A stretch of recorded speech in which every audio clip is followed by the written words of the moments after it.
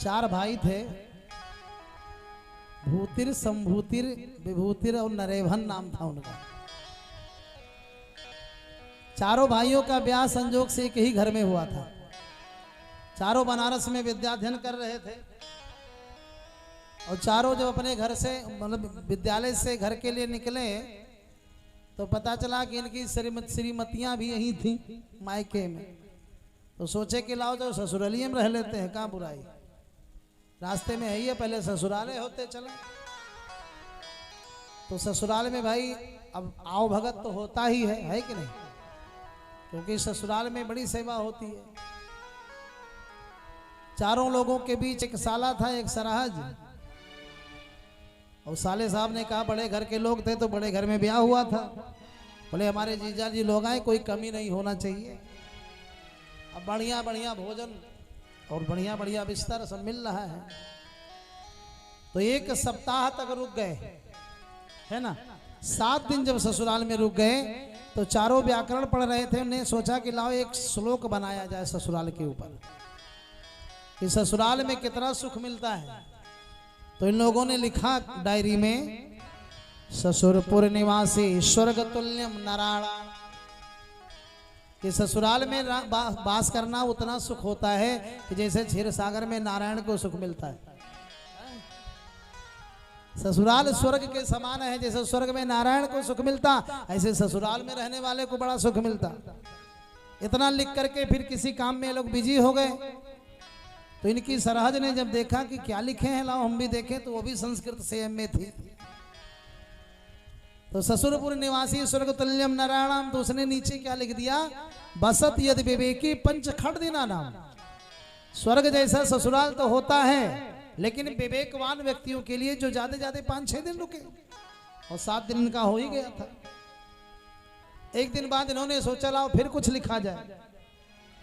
तो अब इन्होंने केवल एक ही लाइन लिखा था, लेकिन नीचे कौन लिख दिया, बसत यदि विवेकी पंच खंड दिना नाम। तो इन लोगों ने कहा ये जो लिखा है तो गलत लिखा है, क्योंकि दधघृत लोभांते मांस मांसांतरे वा बसती। ये जो खाने का बढ़िया बढ़िया मिलता है ना, दही घी अचार है ना, 56 भोग, इसके लोभ से अगर 1 महीना या मासांतर माने 1 वर्ष रह जाओ तो भी कोई दिक्कत नहीं। तो इस घर की जो बहू है, इनकी सराज ने फिर देखा डायरी, फिर नीचे क्या लिख दिया, सबवत तुल्य मानो मान हानि। अगर ऐसा आप करने का प्रयास करोगे तो बड़ी मान हानि होगी। क्या नाम बेटा है बच्चे?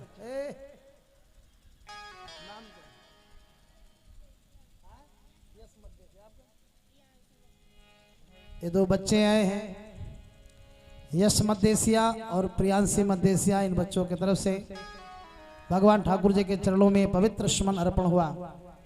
भगवान इन दोनों बच्चों को बल बुद्धि विद्या प्रदान करें, इनके माता पिता सुखी रहे। विद्या विनय निपुण गुणशीला, खेल ही खेल सकल निपलीला। तो क्या लिखे कि सबवत तुल्य मानो मान हानि। अगर ऐसा करने का प्रयास करोगे कि महीना और वर्ष भर रहो तो मान हानि हो जाएगी। अब इनको रहते रहते जब 1 महीना हो गया तो घर की लक्ष्मी ने अपने पति से कहा कि तुम्हारे बहनोई है कि बरम बन के बैठे, घर छोड़ने का नाम ही नहीं ले रहे हैं। अब ऐसा करो कि कुछ व्यवस्था में थोड़ा कमी करो, तभी घर छोड़ेंगे।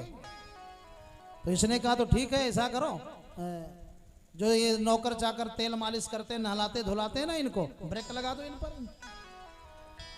अब जो नौकरों के द्वारा सेवा होती थी उस पर बिल्कुल ब्रेक लगा दिया गया। अब जब रोग लग गया तो अपने हाथ से नहाते धोते हैं। तो जो बड़ा भाई है भूतिर, उसने कहा भैया ये सत्य है, लगता है मान हानि हमारी हो रही, तो हमको तो रहना ठीक नहीं होगा यहाँ।